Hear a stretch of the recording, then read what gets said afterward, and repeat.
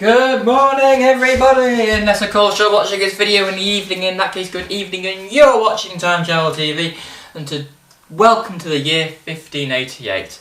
Today we're going to be talking about the Spanish Armada. So, first things first, what is Spanish Armada? Now, the Spanish Armada was a scenario within an altogether bigger war called the Anglo-Spanish War that lasted between 1585 and 1604. I need to get my dates right because it's important. And England and Spain weren't best friends. They didn't like each other very much at all. And things came to a head in the late 1580s. And in 1587, Philip II of Spain thought he was ready to invade. He got his Armada in Cadiz ready to go. Although in April 1587, Sir Francis Drake, you may remember from a previous video, attacked his fleet at the Battle of Cadiz and destroyed over 30 ships. That put his invasion plans way back. So he took a long time and eventually he was ready again in 1588. He had 22 galleons, four oar-powered galleons, and over 100 merchant vessels.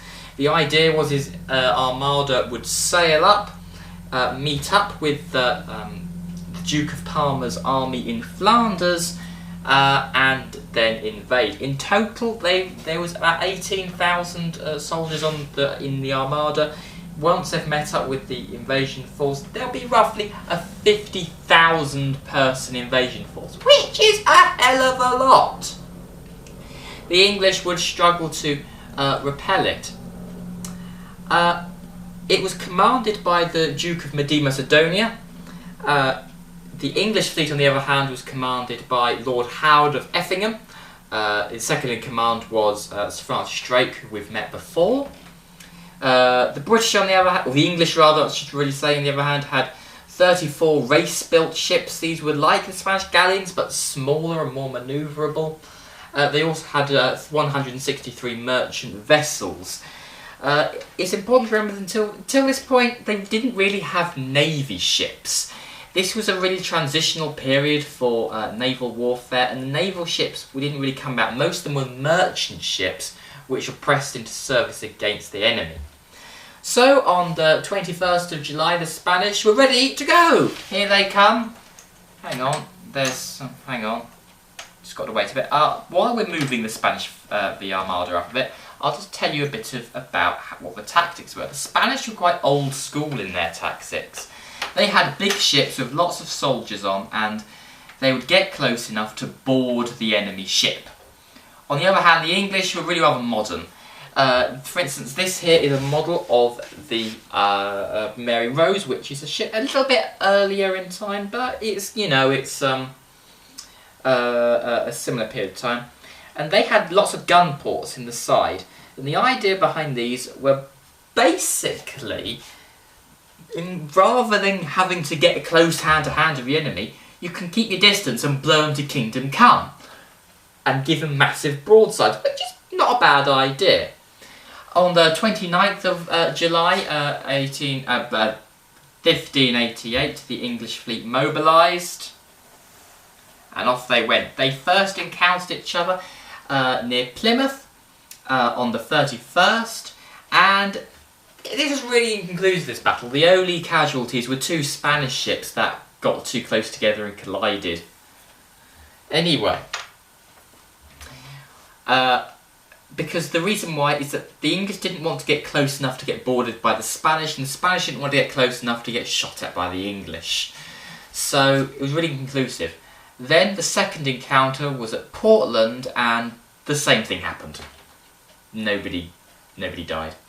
So then the Spanish worked their way up, the English in hot pursuit.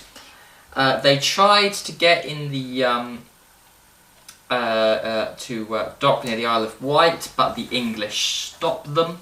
So then the Spanish fleet decided to carry on to meet up with their forces in Flanders. They got to Cadiz, not Cadiz, Calais, where the Duke of Parma was, and the problem was that his army had been severely battered by disease. it had been really, really badly hit. So what happened is that they anchored in a crescent-shaped formation. That's like the moon shape. They anchored in crescent-shaped formation, and the English said, "Okay, let's have a meeting. What do we do about the Spanish? We need some new original tactics, some original things they would not have thought of." And so Francis Drake, being quite an exuberant person, said, "Ha ha! I know! Ha ha!" They said, "Okay, so Francis Drake, would you please share your idea with the rest of us?" "We set 6 of our ships on fire." And they went, "Yeah, okay, yeah, why?" And he said, "Simple. We set them loose among the Spanish fleet, panic ensues, they cut their anchor chains, sail off, and we win. Huzzah!" And they said, "Oh, actually, now you've explained it, that's a really good idea." So that's what they did. They set 6 of their ships on fire, put them amongst the Spanish fleet, and the Spanish did start to panic. Panic ensued, they cut their anchor chains and sailed off. The English then quickly caught up with them. Sorry about the messiness of this, but it's a bit difficult, you know. And they met, and it was set for the Battle of Gravelines on the 8th of August. And they're off, and there was cannons everywhere, and they weren't too worried about getting close this time. And then bang, bang, woo, bang, bang, wallop, kaboom, bang, bang, boo, boo, boo, bing, bing. Then some Spanish ships sunk, and then I think an English ship sunk as well. And then loads more Spanish ships sunk. Hey! Ah! And then the Spanish quickly decided to realise there wasn't going to be an invasion. So they scarpered up and tried to escape round the top of Scotland. The English didn't bother pursuing them because they knew what was going to happen to them. And as they tried to go around Ireland, they all got cut to pieces on the Irish coast. And England was saved! Happy days! And the flag would fly over England once more. They were hailed back as heroes, and their names lived on forever. And that's all we have time for today. I hope you've enjoyed this video. If you did, you may subscribe and watch more of my videos. Cheerio!